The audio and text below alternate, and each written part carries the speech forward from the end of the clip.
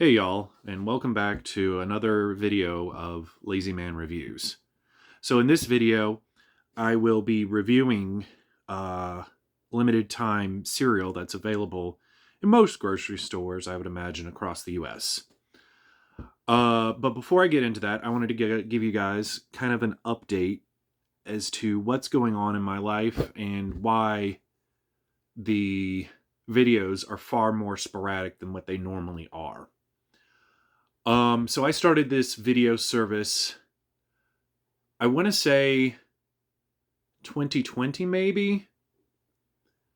Not service, more like series, back in 2020, maybe 2021. Regardless, it's been a few years now. And I did it with the intention of sharing my thoughts and feelings on products that you can find throughout the US, commonly used products. Whether it's food or beverages or products to use or toothpaste or what have you. That was my intention. I posted them directly to Facebook, and for a time that was acceptable. As my popularity grew, Facebook had started nitpicking and deciding what videos should be seen versus those that shouldn't be seen. And some of them were being blocked due to copyright restrictions because of background music. If you've seen my last few videos that I posted to YouTube, you'll know that I don't use any background music or any background noise. Give me 1 second. And nobody ever plays any music while I'm doing these things. So I don't know where Facebook got the idea that there was background music being played. That was a copyright restricted piece of work, but there wasn't.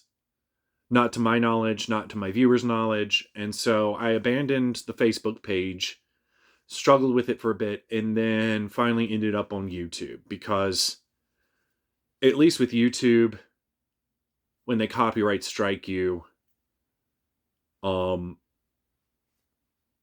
they'll sort of explain why, and they'll tell you which videos have been copyright stricken versus those that haven't. When Facebook did it, they said, oh, there are just a few videos that won't be able to be viewable by the public.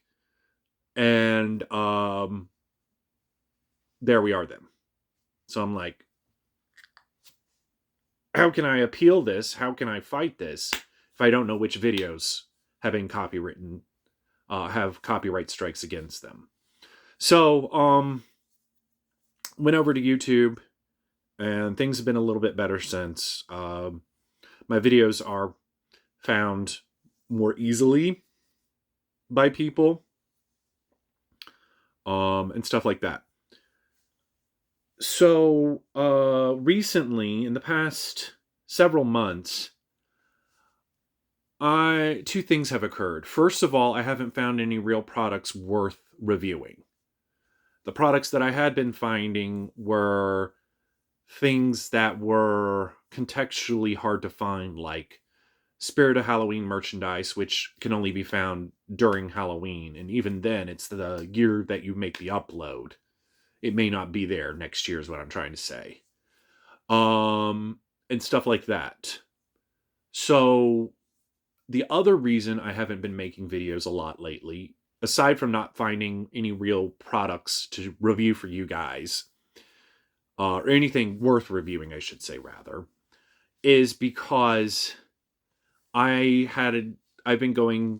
started a new job, and it's reignited my passion for writing, and I've been trying to work on my writing a lot lately.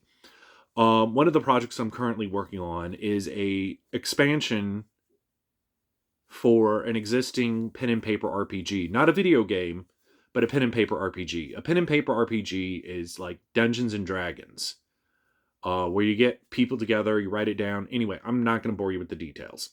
I've been writing a manual for Buffy the Vampire Slayer, which I have been close to completing for quite some time. I've been handwriting it, and I've been working on it like crazy. I stopped a few weeks ago. I'd have to say about a month ago at the very least. and I haven't been working on it since in favor of the novel I've been working on. Um, my works are for niche communities and very niche people. Not everybody plays Buffy RPG. In fact, I'd probably say it's a small percentage of the internet population that does. Um, but I did find some players who are playing it, or somebody who claims that he has players or she has players that are playing it, and it reignited my passion for writing, and so I went through and I created an expansion manual for that game. It's unofficial. It's going to be free once it does get published. And what I'm going to do is I'm going to go through and try and snap photos of each page, or maybe do a video and people can pause it and look at it and get the information that way. Ideally, I think the best thing for me to do would be to snap photos of it and put it into a compressed data format and then put a link on the web for it through Google Drive or something like that. I know this is a lot of information to take in, and there's more stuff that I've been leaving out, but that's the short of it all. That's the nutshell. I've been working on my writing more, focusing more on it than anything else. I haven't even done my gameplay throughs in just as much time, if not more time.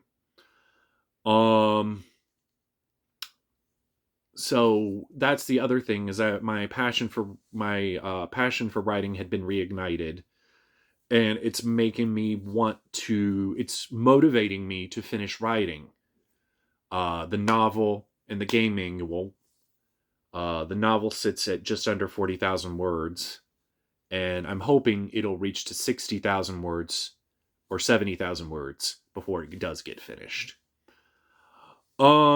That said, let's go ahead and dive into today's product review, into this video's product review, excuse me, and we'll get started. So, a little bit about the product in question is that it's a Disney themed product. Disney is currently celebrating their 100-year anniversary in 2023, and it's caused them to release some limited time products both on their website and in retail outlets across the US and quite possibly the rest of the world. I don't know. I don't travel outside of the USA that much. I've only been to Mexico once, and that was back in 2010. Quite some time ago is what I'm trying to say. And so one of the products I found at a Walmart near me, and I decided to buy 2 boxes. It's cereal, and it's made by one of the 4 top manufacturers of cereal. So there's Quaker Oats, there's General Mills, there is Kellogg's, and finally, last but certainly not least, the Post Corporation, or Post. And Post is the one who's responsible for creating this Disney-themed cereal. It celebrates Disney's 100-year anniversary. I think it only comes in one size, so it's either get it or don't spend the money and get it, which I'm about to explain why I did get it and what I like and what I don't like. I'm going to go ahead and show you the box. It's got a lot of Disney characters, most of which, if not all of which, are ingrained into our pop cultural identity as a society. You may not recognize that one. It's a fairly new guy from Soul or Us. But a lot of the older ones are there. A couple of the older ones. There's Mickey. There's an earlier incarnation of Mickey. That's not Steamboat Willie. That's Mickey Mouse. Some people find a distinction between the two. Others do not. There's Woody from Toy Story. There's Buzz from Toy Story. Dumbo, Alice, and Steve McQueen and all the others. There's Tinkerbell up there and Elsa too, because, it's not Disney if it doesn't have Elsa. So it's a berry flavored centric cereal, and the items are dual colored. One is green, as you can see, And then one is a red color right here. You're probably going, why did you paint your nails? There's a funny story about that. It involves my workplace, and we're not going to get into that. Suffice it to say, one of the people I take care of, she wanted to paint my nails, and so I let her. Anyway, that's the short of it. Again, that's the nutshell. So on the back, it talks about Disney's magic and what it means to be 100 and stuff like that. DisneyCheck.com. It's got a QR code. Hashtag share the wonder, which is probably going to be one of the hashtags that I'm going to put up there. Naturally and artificially fruity flavored sweetened cereal. It doesn't really specify what the flavor is supposed to be. And you would think that the green and the red would taste differently. I couldn't find any difference in flavoring between the green and the red. They both sort of tasted similar to me.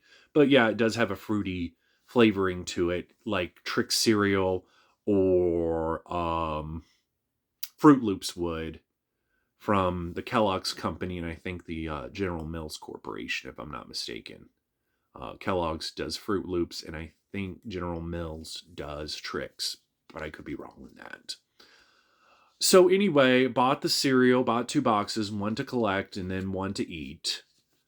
Cereal doesn't really go bad in the traditional sense, but after a few years, I'm never going to open it, period, in a discussion. I could have opened it now and it'd still be okay, but give a few years when they're much more harder to come by, and it's going to be terrible tasting. I'm sure there will be some kind of, I don't know, rot to it or something. I don't know. But right now it's delicious and it's on the shelves and it's readily available. It's about $6 or $7 if I'm not mistaken. It's a huge box. It'll last you quite some time. As you can see the thickness there, and it's not even fitting all onto the screen. It's probably what would be classified by other cereal companies as being family sized, or maybe just shy of family sized. And so it sort of reminds me of Trix and Fruit Loops, and to a certain extent, a much lesser extent, Apple Jacks. Another reminder, echo, afterthought to it is Fruity Pebbles, which I think is also done by the Post Corporation, the Post Company. And so, yeah. So having said that, like I said, I picked up 2 boxes of it, ate one of them, which is the one I just showed you. And it's kind of not bad. It's not terrible. It's not the best tasting cereal I've ever had. But for a kid's cereal, it's pretty decent. I enjoyed it. I'm glad I got 2 boxes, one to try and then one to eat, because then I would not have known how it tasted. And it just, it tastes like any basic fruity Trix Pebbles cereal would. Fruit Loops to a certain extent. The colors don't change the flavor. It's just a generic fruit flavoring to it. I'm pretty sure what they did was put all the artificial fruits together, mixed them in a vat, and then sprayed it on there. It's a corn-based cereal, and usually most cereals are either corn, wheat, or rice-based, which are the 3 major grains that we have. There might be other grains I can't think of right now, but those are the 3 that are cemented in the United States culture as being the 3 most popular grains out there. Corn, which most people mistakenly classify as a vegetable. It's a grain, believe it or not, scientifically speaking.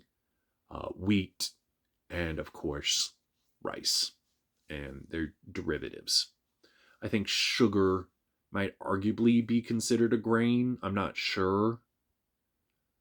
And bamboo might be considered a grain, but I don't see any bamboo cereal on the market, and most everything on cereal wise has sugar to a certain degree in it, or on it, or is somehow used in its manufacturing. So there we are then, and it would have no nutritional value if it was just pure undiluted sugar. People say it's pure undiluted sugar. I'm like, no, Technically, no. It's a corn-based, which I love corn, and if you've seen my other videos, you'll know that to be true.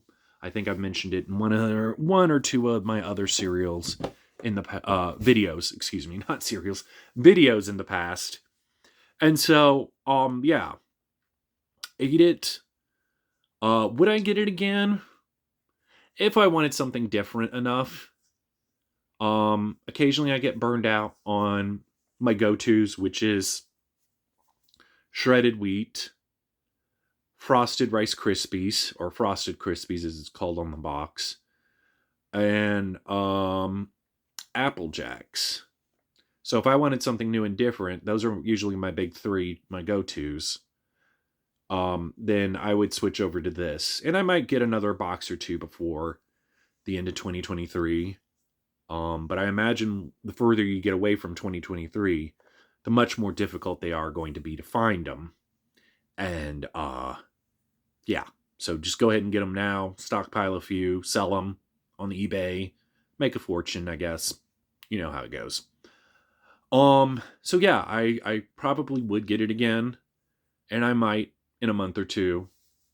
But for right now, I'm just happy with my shredded wheat because it's been a while since I've been back to the shredded wheat and stuff. I got burned out on Frosted Rice Krispies or Frosted Krispies, and so I picked this up as a nice change of pace.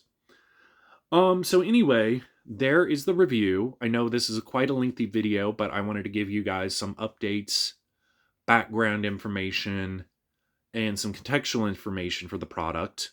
There are other products outside of the cereal that are on the market, as I mentioned earlier. Some are probably available in retail, most of which are either going to be available in the Disney parks, and I'm sure the Disney parks have some special events centered around the 100th anniversary, and other Disney outlets like video games. I know Disney Dreamlight Valley has got some 100-year anniversary in-game digital content available, and so you can go and play that. I highly recommend that game. I'm currently playing it right now. It's the perfect combination between Animal Crossing and the Disney Corporation. So definitely check that out.